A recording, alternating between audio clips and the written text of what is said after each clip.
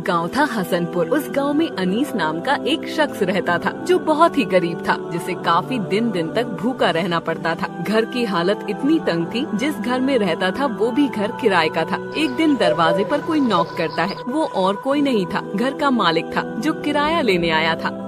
अनीश, अरे अनीश, बाहर आओ, कहाँ हो?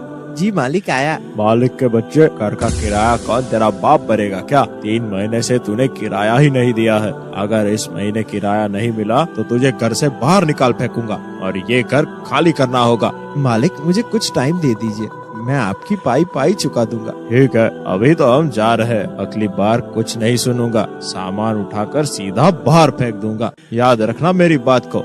अनीस बहुत ही गमगीन था। अनीस की सबसे अच्छी बात ये थी कि वो बहुत नमाजी परहेजगार था। घर में तंगदस्ती होने के कारण भी वो अल्लाह को कभी नहीं भूलता था और ना ही नमाज छोड़ता था। अजीब, बाहर कौन था? और कौन होगा, मालिक था। उसने धमकी दी है कि हम अगर घर का किराया नहीं भरेंगे तो हमें अगले महीने घर खाली करना पड़ेगा। अनीस की एक लड़की थी अदीबा। वो घर के हालातों को देखकर वो भी दुखी होती थी। बाबा, अगर हमें घर से निकाल दिया जाएगा तो हम कहाँ रहेंगे? तुम चिंता मत करो बेटा, तुम्हारा बाबा है ना कुछ इंतजाम जरूर कर लेगा। चलो अब नमाज का वक्त हो गया है, नमाज पढ़ने जाता हूँ और तुम दोनों भी नमाज पढ़ लो। नमाज पढ़ने से सारे मसले हल हो जाते हैं और अल्लाह हमारा इम्तिहान ले रहा है। अनीस नमाज पढ़ने के लिए मस्जिद चला जाता है और जीनत और अदीबा घर में नमाज पढ़ने लगती हैं और रो रो कर दुआ करते हैं, या मेरे मालिक, मेरे शौहर को कोई काम दिला दे। घर के हालात इतने बिगड़ चुके हैं कि अब बर्दाश्त नहीं होता। या अल्लाह, अपना रहम फरमा। अगले दिन अनीस काम की तलाश में चला जाता है, लेकिन उसे काम नहीं मिलता है। फिर भी वो एक दुकान पर जाता है। मालिक, मुझे कोई काम मिल सकता है क्या? अभी तो हमारे यहाँ कोई जगह नहीं है, सारे काम करने वाले हैं। अनीस दुखी होकर शाम को घर वापस आता है। जीनत दरवाजे पर खड़ी थी, अनीस का इंतजार कर रही होती है। अनीस घर में आता है। ये लीजिए, पानी पी लीजिए। बिस्मिल्लाहिर्रहमानिर्रहीम। या अल्लाह, तेरा शुक्र है। क्या हुआ जी, आज भी आपको कोई काम नहीं मिला? नहीं, बाजार में कोई काम ही नहीं है। जहाँ जाओ सब जगह बेरोजगारी ही बेरोजगारी है। और अदीबा कहाँ है?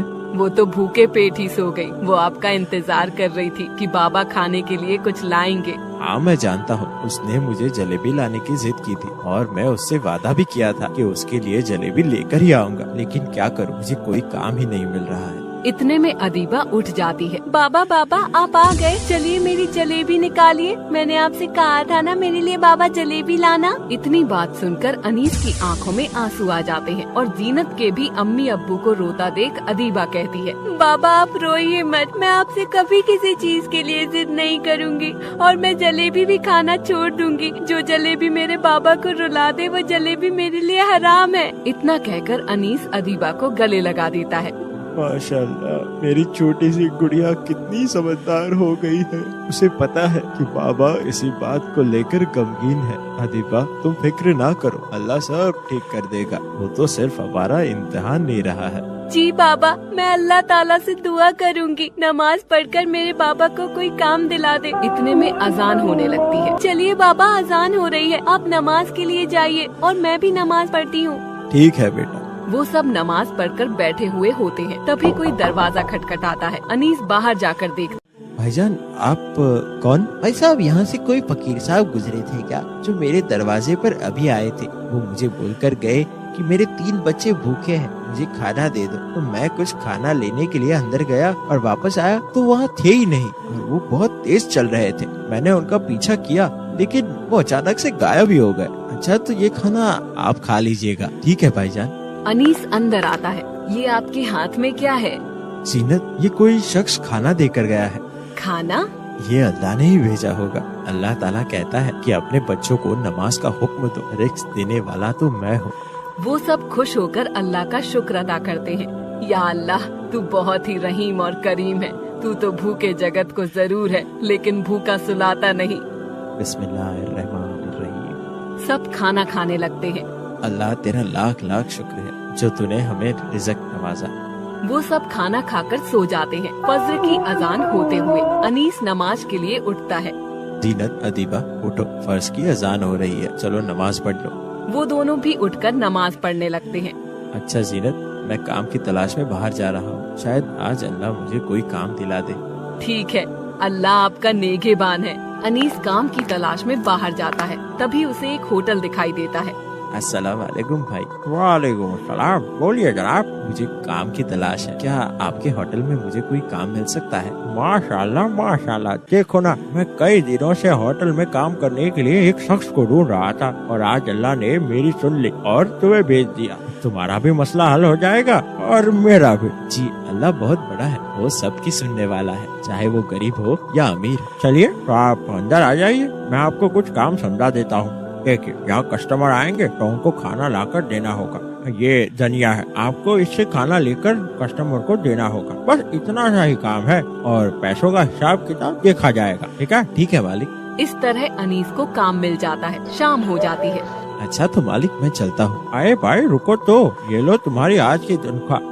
अनीस पैसों को देखकर खुश हो जाता है और अल्लाह का शुक्र अदा करता है। इतने में बाहर दो शख्स उसके पैसों को गिनते हुए देख लेते हैं। वो असल में चोर थे।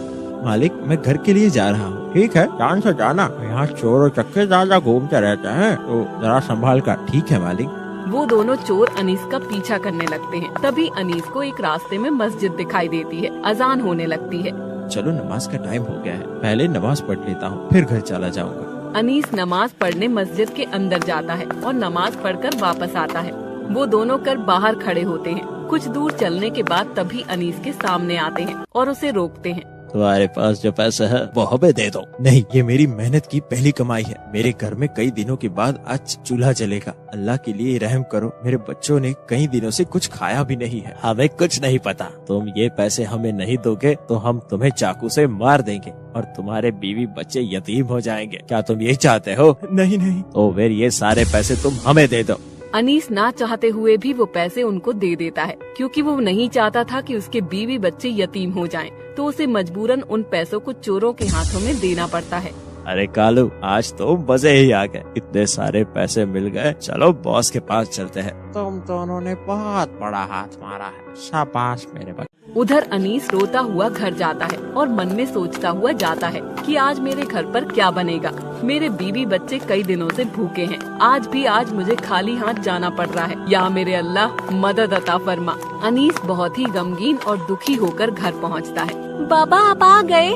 अनीस कुछ नहीं बोलता है और सीधे जाकर बैठ जाता है। अदीबा बाबा की आंखों में नमी देखती है। बाबा क्या हुआ, आप रो क्यों रहे हैं? अम्मी जान इधर आइए, देखिए ना बाबा कुछ नहीं बोल रहे हैं और सिर्फ रो ही जा रहे हैं। क्या हुआ जी, आप इतने गमगीन क्यों हैं? क्या आज भी आपको काम नहीं मिला? तो कोई बात नहीं। मुझे काम तो मिला, लेकिन क्या? मुझे रास्ते में दो चोरों ने रोक लिया। चोरों ने मुझे चाकू दिखाकर सारे पैसे छीन लिए और बोल रहे थे कि पैसे नहीं दोगे तो हम तुम्हें मार देंगे। मैंने उसी डर से उन्हें सारे पैसे दे दिए।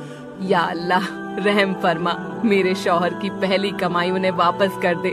मेरी नमाज की लाज रख ले मेरे मालिक। इतने में अजान होने लगती है। चलो अल्लाह रहम फरमाने वाला है, वो कभी किसी को मायूस नहीं होने देता।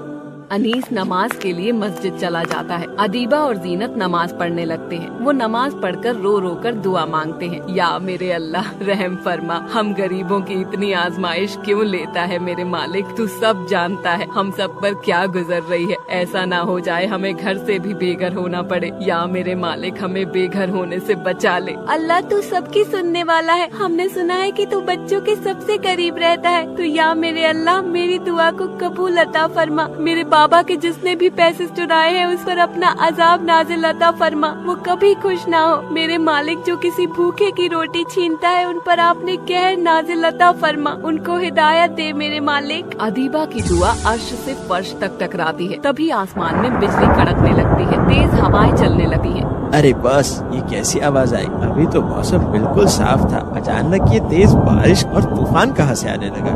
तभी आसमान से एक रोशनी निकलती है और उन दोनों चोरों पर पड़ती है और उन दोनों चोरों की आंखों की रोशनी चली जाती है। अरे बॉस, हमें कुछ दिखाई नहीं दे रहा है। बॉस हमें बचा लो बॉस। अरे तुम कमीनों ने किसी अल्लाह के नेक बंदे के पास से पैसे चुराए हैं क्या? चलो मेरे साथ उस अल्लाह के नेक बंदे के पास पैसे वापस कर ले, नहीं तो हमें अल्लाह ताला से अजब से कोई नहीं बचा सकता। मेरे अल्लाह माफ कर दे, हम कभी चोरी नहीं करेंगे और तेरी राह में आ जाएंगे। वो तीनों अल्लाह से माफी मांगते हैं और अनीस के घर जाते हैं और दरवाजा खटखटाते हैं। कौन है दरवाजे पर? अरे अनीस भाई बाहर आओ, हम वही चोर हैं जिन्होंने तुमसे पैसे चुराए थे। अनीस ये सुनकर बाहर आता है और क्या देखता है कि उन दोनों की आंखों से खून निकल रहा होता है। इन दोनों को ये क्या हो गया? ये इनके गुनाहों की सजा है। अल्लाह ताला का इन पर अजब नाजिल हुआ है, जो सिर्फ तुम ही इन्हें ठीक कर सकते हो। लो भाई, ये तुम्हारे सारे पैसे वापस रख लो। इतने में जीनत और अदीबा भी आ जाती हैं। हमें माफ कर दो भाई, ये लो आपके पैसे। ठीक है, हम तुम्हें माफ कर देते हैं। हमारे हुजूर सल्लल्लाहु ताला अलैहि वसल्लम ने फरमाया है, किसी के लिए कभी दिल में मैल नहीं रखना चाहिए। हमने तुम्हें माफ किया।